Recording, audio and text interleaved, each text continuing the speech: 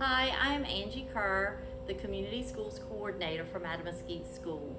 I work with the Rural Learning Initiative through East Carolina University, and we partner with Mattamuskeet School. Today I'm going to talk to you about community schools, the program, and how we can help volunteer to make our school great.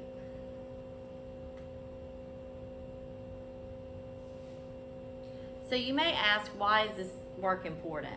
Well, we know that children come to school with more than just their backpack.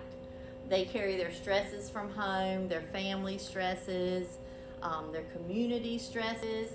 And so we know that around 18% of North Carolina children live in poverty. And in more than half of our counties, 30% or more of those children are also living in poverty. 1 in 5 children in North Carolina face hunger. 1 in 5 renters are behind on payments, leading to housing instability. And 5.3% of North Carolina children are uninsured. High rates of mental distress exist among women of childbearing age, women, and caregivers. So that tells us that when children are stressed at home, or they don't have the things that they need to be successful, such as being fed, or they're hungry, it's harder for them to learn. And so with community schools, we want to help families overcome these barriers.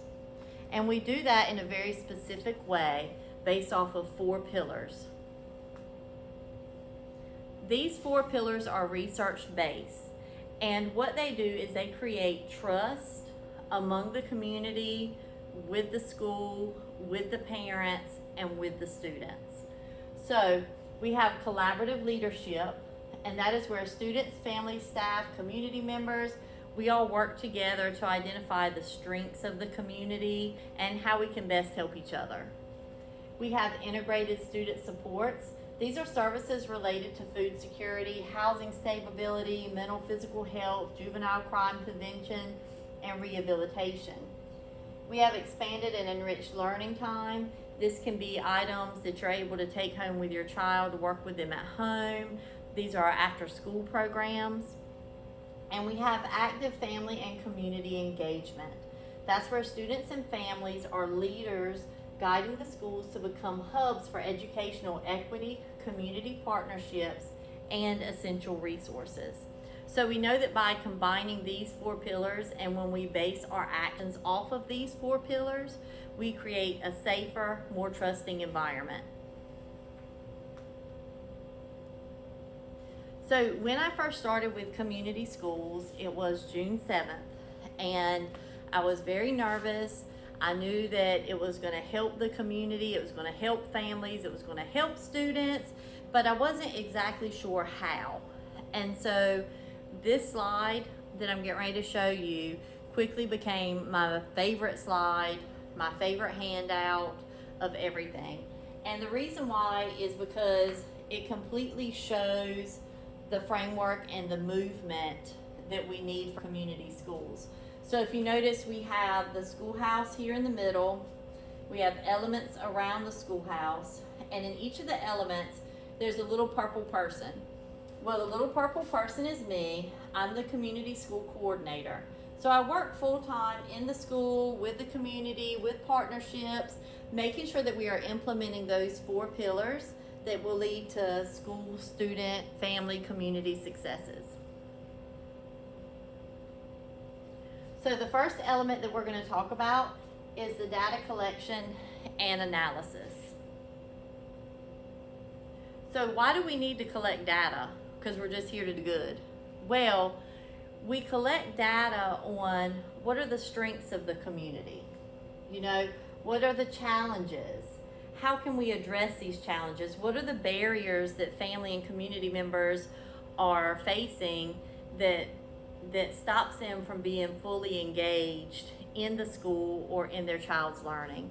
And so we have several assessments, several surveys that are going to be handed out, and we collect all that data. Now, we're not just surveying the staff, the school, the parents, but we're also taking school data and compiling that together as well. And with that, we make what's called a community schools plan. So everything that we do, every intervention is going to be based on this plan. All right, our next area, it says SAB. This is our School Advisory Board. Now, our School Advisory Board is made up of several members. It's made up of parents, it's made up of staff, it's made up of our administrative team, it's made up of students. And what we want to do is we want to get a collective, a reflection, business owners of what our community looks like. Now, this School Advisory Board, it serves a purpose of helping us create our community schools plan. So I take information from our school improvement team, and together we create a plan that we're going to implement for how we are supporting the school improvement team's ideas. And we're also taking information from the assessments that we've gathered and figuring out how we can best support the information that we have gained from those assessments. The School Advisory Board also plays another important role in that we have about $100 per student that's been allotted to Mattamuskeet School. Teachers, staff are able to come to the School Advisory Board with a proposal of something that they can have an enrichment for their classroom, and as long as it aligns with the goals of what the School Advisory Board has put in place for our community school plan, then we can vote and grant them, the enrichment that they wanted, for their classroom or for students. Okay. Next, we have our Family Resource Center. Now, our Family Resource Center is a very important piece to the community schools program. So in this, we have available resources for students, families, staff, community members. There's clothing there, there's food, there's diapers, there's hygiene products, there are computers, there's internet. I'm there, so if anybody needs help, say they want to know how they can better help their child at home, they can set up an appointment with me. I can talk to the teacher, and together I can help them learn how to help their child at home with all that crazy math that we're doing, or how to help them, in reading, those types of things. They can also come to me if they're in need of clothing, if they want to see if they're eligible for any type of services. It's just a lot of different things that are done in our Family Resource Center. And the Family Resource Center becomes the hub of the resources in the community. So I'm able to point everybody in the direction they need to go in if I'm not able to provide them with the resources that they need. So it's based on the already available structures that are existing in the community with the community partners. Right. Next, we have our community school plan. Now, I just talked a little bit about that with our School Advisory Board, but we're going to talk a little bit more in depth. Okay? So, our community school coordinators, school advisory boards, and regional partners work together to develop an annual community school plan to guide implementation of programs and partnerships. So everything that community schools is going to be doing is going to be based on this community schools plan that's made up with all these other partners.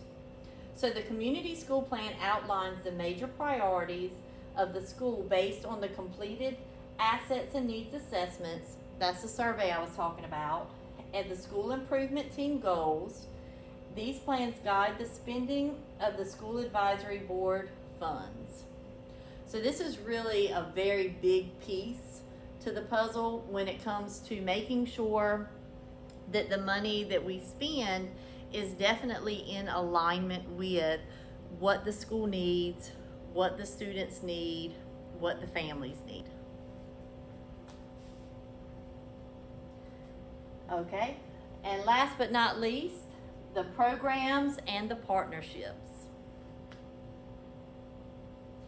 All right, so the programs and partnerships are developed, strengthened, or expanded to support school needs and meet goals identified in the community school plan. Partnerships and programs support the school needs through volunteers, donations, and networking opportunities.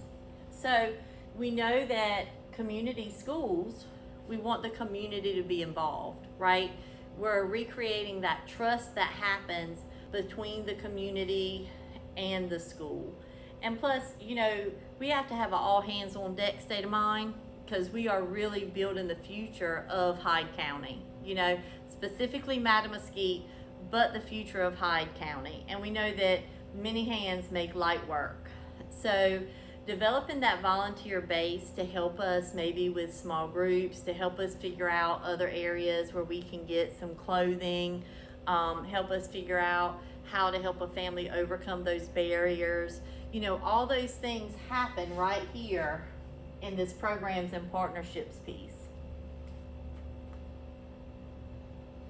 Now, when we're talking about the programs and the partnerships, we are also able to have a new program this year, which is the telehealth pilot in Eastern North Carolina. So this is really cool, because that a lot of times we have to travel outside of the county, for sick appointments, to see if we have strep, to see if we have flu, to see if we have COVID.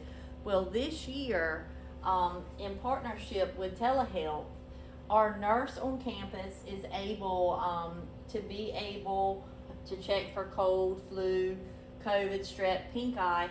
And this is also not only for our students, but it's also for our staff. So when we think about attendance and having to leave campus to do things and getting back late to school, we're able to take care of a lot of these needs right here on campus this year.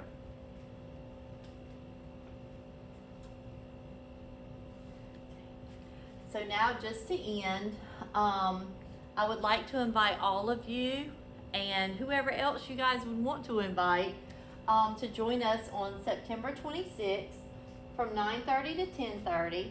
We are going to be at the Hyde County Schools Central Office on Main Street in Swan Quarter, and we are going to be figuring out how to be volunteers for Mattamuskeet School. So in this training, we're going to have an overview of where and how you can volunteer. We're going to talk about appropriate behavior, how you should dress. We're going to talk about the importance of confidentiality. And then at the end, we're going to be able to submit that background check that you need to be a volunteer. Now, we all know the reasons why we want to do that, but just to refresh everybody's memory, and just in case you were wondering, being a volunteer for Mattamuskeet School, it helps us build a stronger community school connection. It improves the school experience for everyone. It promotes a sense of purpose, and not only do I need you, we need you, the students need you, and it is really such a rewarding experience. Now, I do definitely appreciate your time today. Thank you for listening to me. Thank you for following through with your handouts. If you have any questions at all, please give me a call. On your volunteer form, it has down here at the bottom my phone number as well as my email address. So just to sum everything up, community schools is all about building partnerships to better our school community, the parents, the families, the staff members, everybody that is involved with our school. And I absolutely love Mattamuskeet and Hyde County. I know that you do too. And so, let's just collaborate together to make it the best that we can make it. Thank you so much again for your time.